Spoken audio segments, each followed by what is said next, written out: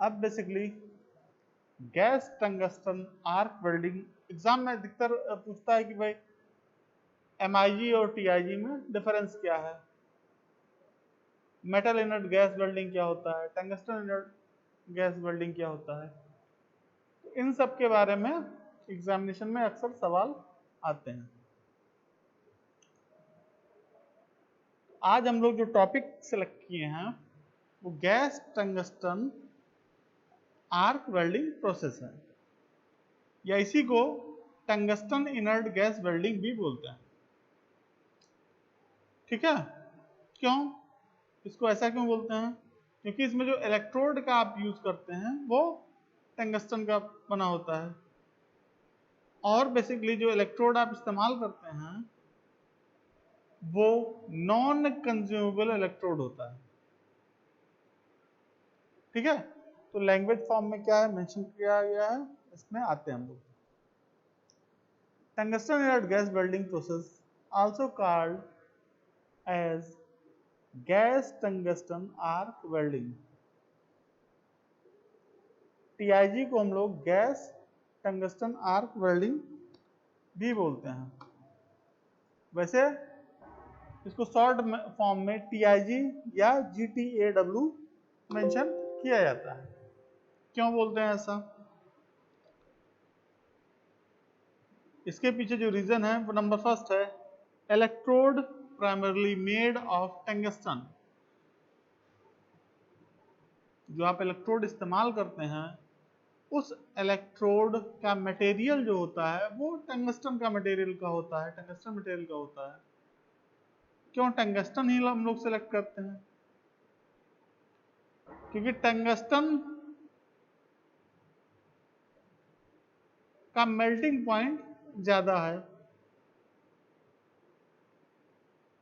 ठीक है, inert gas for shielding the weld pool to prevent its contamination from atmospheric gases, especially when joining high strength reactive metals and alloys such as stainless steel, aluminum and magnesium alloy। इसको नाम क्यों दिया गया tungsten inert gas welding? क्योंकि जो आप electrode इस्तेमाल कर रहे हैं वो टंगस्टन का इलेक्ट्रोड इस्तेमाल कर रहे हैं।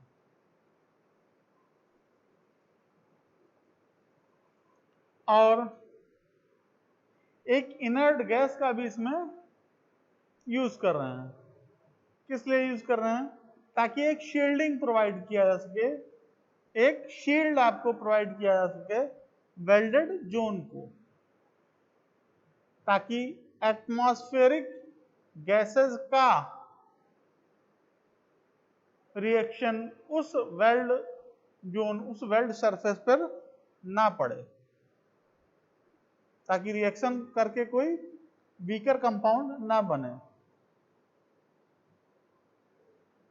Inert gas off shielding, inert gas for shielding the weld pool to prevent its contamination from atmospheric gases। atmospheric gases से बचाने के लिए शील्डिंग, हम लोग इनर्ट गैस का इस्तेमाल शील्डिंग के लिए करते हैं। Specially when joining high strength reactive metals.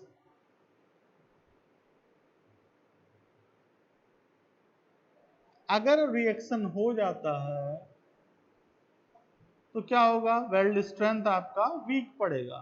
अगर मान लिया ऑक्सीडेशन हो जाता है तो स्ट्रेंथ वीक हो जाएगा।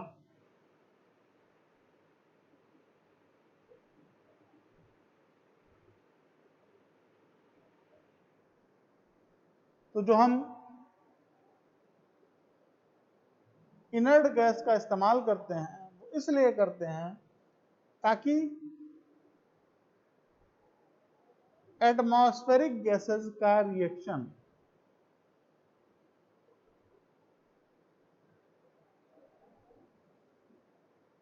उस वेल्डेड जोन के मटेरियल से ना हो।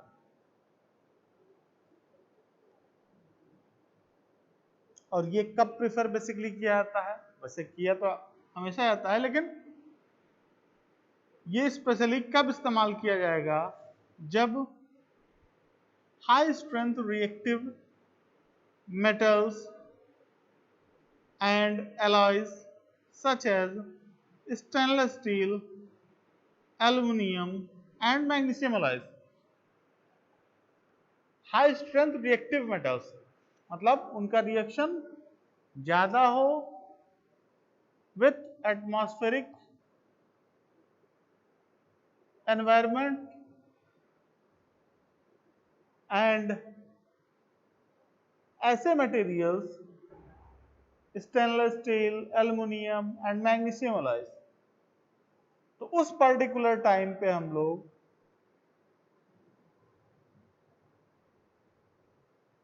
शील्डिंग प्रोवाइड करेंगे। और वैसे तो अगर आप टीआईजी वेल्डिंग इस्तेमाल कर रहे हैं तो आपको इनर्ट गैस से शील्डिंग करनी पड़ेगी, और वह शील्डिंग एटमॉस्फेयर से रिएक्शन होने से बचाता है। एटमॉस्फेयर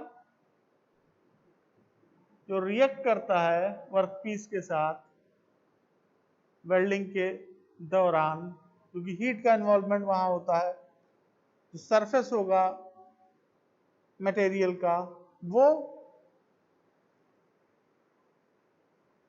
एकदम ओपन रहेगा, वो हाईली रिएक्टिव की कंडीशन प्रोवाइड करता है, हाई रिएक्शन की कंडीशन प्रोवाइड करता है।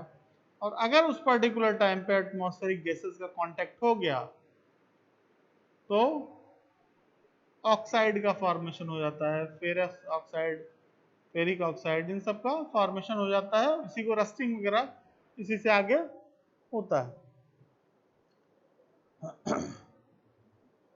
ये जनरली हम लोग स्टेनलेस स्टील, एल्युमिनियम और मैग्नीशियम अलॉय को जब वेल्ड कर रहे होते हैं तो उस पर ज्यादा फोकस किया जाता है।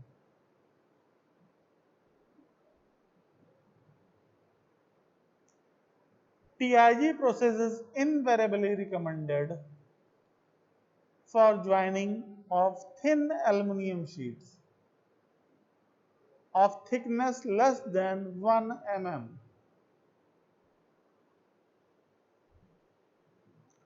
ये आपका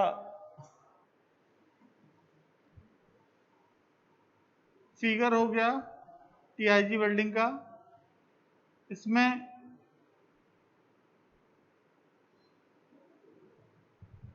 ये वर्कपीस, ये आपका इलेक्ट्रोड हो गया, टंगस्टन इलेक्ट्रोड, ये इलेक्ट्रोड होल्डर हो गया,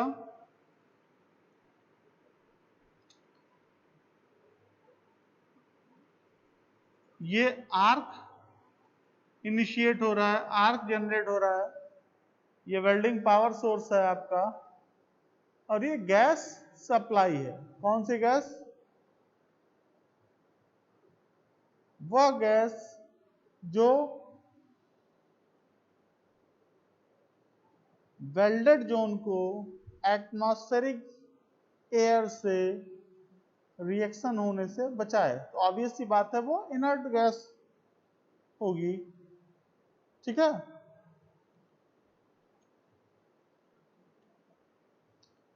तो ये बेसिकली फिगर था इसमें, ठीक है। तो इस गैस का जो मकसद है वो है शील्ड प्रोवाइड करना, ठीक है, इसीलिए इसको बोला गया शील्डिंग गैस। क्या बोला गया? बोला गया shielding gas. TIG welding system. There are 4 basic components of TIG welding system, namely कौन कौन से कंपोनेंट होंगे? DC/AC power source to deliver the welding current as per need.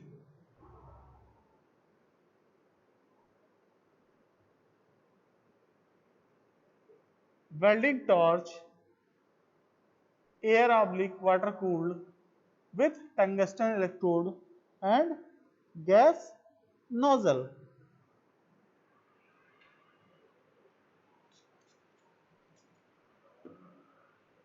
Water cooled welding torch का यूज क्यों कर रहे हैं भाई? हीट का इन्वॉल्वमेंट ज्यादा हो रहा है, इसलिए हम लोग वाटर कूल्ड या एयर कूल्ड वेल्डिंग टॉर्च का यूज कर रहे हैं।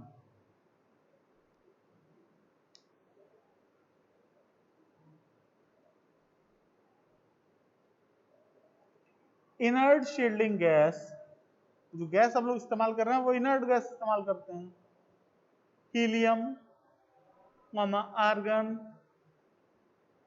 और their mixture for protecting the molten weld pool.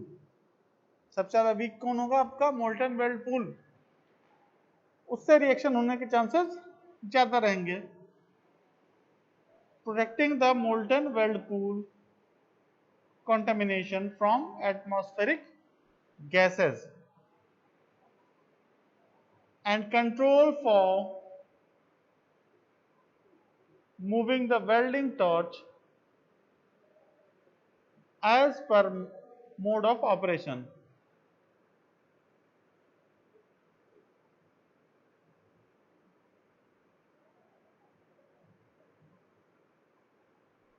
आप मैनुअल वेल्डिंग कर रहे हैं, सेमी ऑटोमेटिक वेल्डिंग कर रहे हैं या ऑटोमेटिक वेल्डिंग कर रहे हैं, इसकी कंट्रोलिंग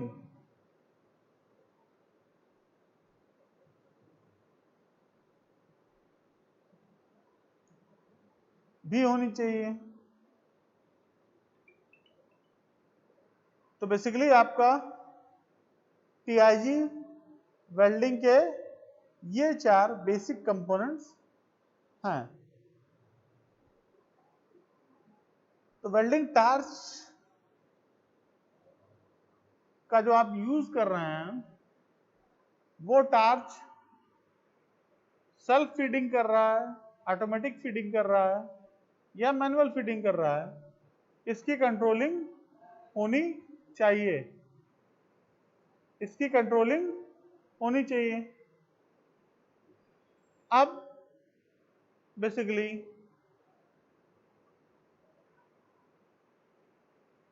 इसकी कंट्रोलिंग कैसे होगी? इसकी कंट्रोलिंग के लिए टीआईजी वेल्डिंग सिस्टम में सेटअप होगा, ठीक है, आपका कंट्रोल सिस्टम होगा, ठीक। तो क्या क्या हो रहा है?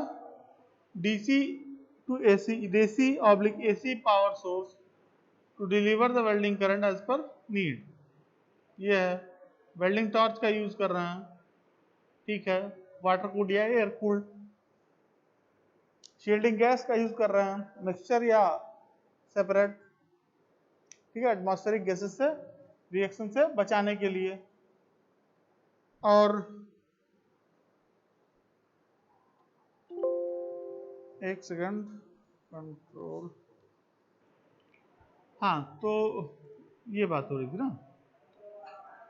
तो क्या क्या कर रहा है भाई? आपका वेल्डिंग करंट जितना नीड है उतना दे रहा है और टंगस्टन इलेक्ट्रोड का यूज कर रहे हैं जो कि वेल्डिंग टॉर्च के साथ में है, वह एयर और वाटर कूल्ड है। इनर्ट शील्डिंग गैस का यूज कर रहे हैं एटमॉस्फेरिक गैसेस से के कंटामिनेशन से बचाने के लिए। इलेक्ट्रोड और वेल्डिंग टॉर्च के मूवमेंट और उसके मोड ऑफ ऑपरेशन को भी कंट्रोल कर रहा है। ठीक है, तो ये टीआईजी वेल्डिंग सिस्टम के 4 पार्ट्स हैं। अब this process uses the heat generated by electric arc between the non-consumable tungsten electrode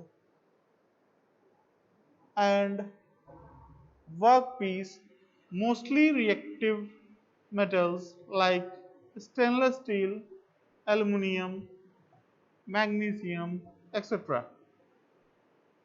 For melting the fairing surface, an inert gas is used for shielding the arc zone and weld pool from atmospheric gases.